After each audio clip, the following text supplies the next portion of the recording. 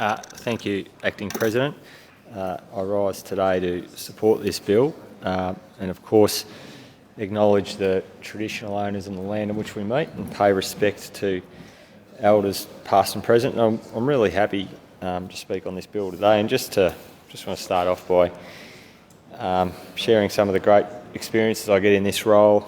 Been in the role for a bit over 2 years now, and just to get out with our First Nations groups, individuals, just to be with them, learn.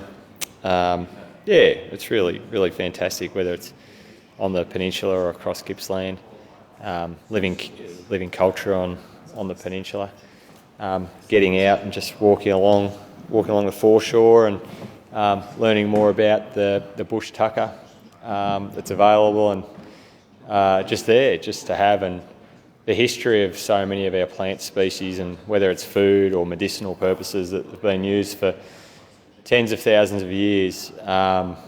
What's sitting right under our nose, it's quite incredible in the way that plants' shape or appearance or names are linked to the way that people have used those plants for a very long time. I think it's something it's a low-hanging fruit, if you pardon the pun, that many of those plants we could start to use more in either our cooking or in our medicinal use.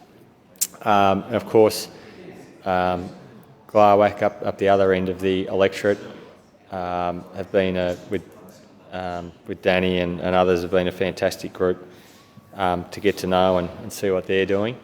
The property they've purchased down at Wilson's Prom and everything they're looking to do from a tourism perspective, I think, is fantastic. The Glawak Centre, a lot of people go through there. Some really beautiful art on the walls. The new amphitheatre that's gone up, I think, is a fantastic place for people to gather and come together. So I'm really proud the government was able to support that, and it's a really beautiful facility that extends on the Glawak precinct there, which of course is alongside the TAFE. I was just there probably 4 or 5 weeks ago, and just to talk about obviously the training that's been provided to the broader community, but also those working at Glawak. It's fantastic, the land and water management that's occurring through Glawak, and joint management and various things happening across those spaces, that they can be trained basically, next to the home base there, which is really good. The Bushfire Relief Centre, the $2.4 million emergency relief centre, I think it was one of the first things I was able to announce in starting this role with Minister Symes. I think that's something that's really important. So there's a place where so many groups can come together. The Lake Tyers Emergency Relief Centre project brought together Gunnakernai Land and Water Aboriginal Corporation, Lake Tyers Aboriginal Trust and Lake Tyers Community, and they co-designed that space to be supportive and secure for bushfire disasters, and we know how important that is. And the fact that we've got the fire station also at Lake Tyers is sensational, with a CFA brigade in its own right, which is really good. And the members of the CFA's only all Indigenous crew, and they've successfully and very proudly responded to incidents within the trust land as a satellite station of the nearby Turaloo brigade. So they've also had the jetty funded there, but I think other projects like oysters at Lakes Entrance, where there's been so much work go into looking after the natural environment of our lakes, and then to see a project that sits alongside that, protection of waterways, protection of our fish and marine species there, which people comment about how, people that go fishing there now, there's just so much coming out of those lakes that wasn't previously. The fact that our First Nations people are able to tap into their cultural heritage from a food source perspective, but also get that operating as a small business. And just coming back to that tourist element, whether it's the stargazing dark skies or lots of other projects that have been that are emerging for tourists to get to. Again, the whole community benefits with tourists coming in, making that sort of sticky tourism where people come in and spend a lot of time, but there's a real appetite, and you see it at the Glowak building, for people to want to come in and spend time and understand the history and things. The fact that we're talking about the oldest human remains being found at the Buchan Caves, and there's just such incredible history, tens and tens of thousands of years of history that we must always acknowledge and as I said earlier, learn from and really appreciate learning from. So the Victorian Government is committed to true reconciliation, truth-telling and treaty with First Peoples. This can only occur by empowering and supporting Aboriginal people through self-determination. We recognise that true reconciliation begins with self-determination, and that is why the Allan Labor government is ensuring legislation enables traditional owners to take control of their own destiny. And it was fantastic just a couple of days ago to have the First Peoples Assembly in here just talking about the journey of treaty, talking about engaging with community, talking to community about what it is and how that path will be walked. And the fact that it's a gift to all peoples, the fact that treaty is something that we can all benefit from together, and a journey that we all walk together. So I'm really proud to have been able to sit along and be part of that discussion. So ensuring the legislation enables, this bill will improve the way land is managed at the Framlingham and Lake Tyers Aboriginal trusts, in addition to removing restrictions on decisions made about Aboriginal land by Aboriginal communities at Ebenezer and Ramiyak Mission cemeteries. It does this by amending two acts which were enacted in 1970 and 1991. The 1970 Act has never been substantially updated, despite being enacted 50 years ago, with many of the government and operational requirements being rooted in outdated corporate governance models. These frameworks have imposed significant compliance requirements, creating barriers for communities. They've made it harder for communities to make decisions about and manage their lands. At the time of enactment, no consideration was given to the role of Aboriginal models of governance and cultural ways of doing business, which causes significant barriers today, and the bill will change that. The bill will help build a better future for all community members by listening to and supporting the priorities of First Peoples and strengthening existing systems. I think so much of the good work that is occurring, so much of the engagement it's about listening and see what works for our First Nations communities. But as I was saying before, that's such an opportunity for us to learn at the same time. It's such a two-way street, the listening and being listened to, but also the absorbing and just understanding, particularly with the land management side of things. It's just when we talk about biodiversity, ensuring we're not having habitat and biodiversity loss, when we're talking about managing water through drought, when we're talking about ensuring resilience of our land, that conversation is so valuable with our First Nations people. So this bill will amend the Aboriginals Land Act 1970 to update the shareholding systems and governance requirements of the Framlingham Aboriginal Trust and Lake Tyers Aboriginal Trust.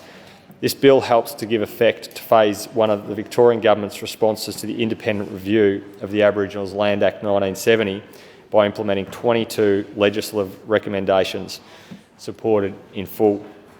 The bill will also amend the Aboriginal Land Act 1991 to remove use and transfer restrictions for the Ebenezer and Ramiyak Mission cemeteries.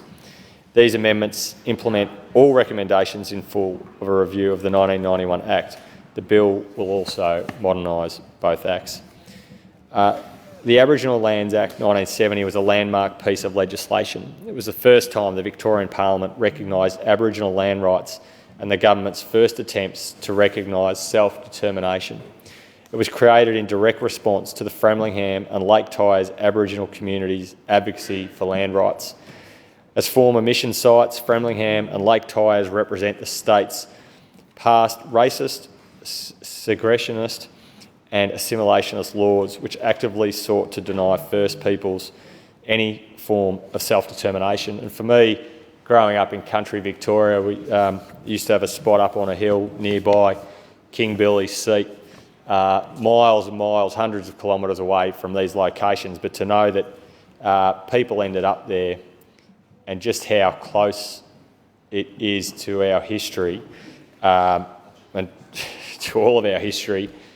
But I think growing up as a kid and hearing about it as a very, very almost ancient history, it's important that our school students, our kids today, and we have some here at the moment, are learning and being educated of the wrongs that have occurred in history, but as I've been discussing at the start of this contribution, about the incredible two-way learnings we can have with our First Nations peoples. So the 1970 Act saw members of Framlingham or Lake Tyers Aboriginal Trust allocated shares in the trusts, granting them freehold of the title of the land. Each member holds part of their trust and that trust owns the land. This is how members indirectly own the land. Despite being landmark legislation at the time, this scheme is outdated and remains inadequate at achieving the Act's goals, in full of promoting self-determination and economic independence for the trust shareholders and non-shareholder residents. Periodic minor legislative amendments over the past 5 decades have failed to ensure the 1970 Act remains consistent with its purpose of giving back to the people of Framlingham and Lake Tyers the dignity which was theirs in their original ownership of the land. Currently, there are unfair administrative requirements of the trusts impacting their ability to comply with the legislation, and this includes duplicative financial reporting requirements, issues with the shareholding system and legislated process for share transfers, ineffective accountability and transparency provisions, and governance and composition arrangements that are not effective. We need to provide the trusts the powers to carry out business on trust land in a way that works for them and in a way that enables true self-determination. In July 2016, the Victorian Government publicly committed to reviewing the 1970 Act with the aim of improving governance and enabling greater self-determination. The independent review of the 1970 Act concluded in 2021. In September 2023, the Victorian Government publicly committed to implementing all the recommendations of the independent review in 2 phases. The bill gives effect to phase 1 of the government's response to the independent review. It will implement 22 legislative recommendations supported in full. Phase 1 will strengthen governance mechanisms and improve the shareholding system. It will lay the groundwork for Phase 2 and further reform. Phase 2 will consider implementation of the remaining 14 recommendations, subject to further analysis, community engagement and the implementation of interdependent recommendations from Phase 1. This includes clarification of shareholdings at both trusts. The second phase of reform will commence after shareholdings are clarified and further discussions are held with the trust communities around mechanisms to better support governance and resolve disputes. Reforms to the 1970 Act will not end with implementing all the recommendations of the independent review. The Allan Labor Government will continue to support Aboriginal communities to pursue self-determination so that Framlingham and Lake Tyers communities can be truly self-governing and use the trust lands for the benefit of residents and shareholders alike. The 1991 Act was another effort to answer the calls from Aboriginal communities for land justice. It granted freehold title for the management and protection of significant Aboriginal burial sites to the Wurundjeri Woiwurrung Cultural Heritage Aboriginal Corporation, Gulum Gulum Aboriginal Corporation, and Gippsland and East Gippsland Aboriginal Cooperative. So again, want to state my support for this bill. It's another important step in the journey that we all take together. and I'm glad that we've been able to speak to it today. Thank you, Acting President.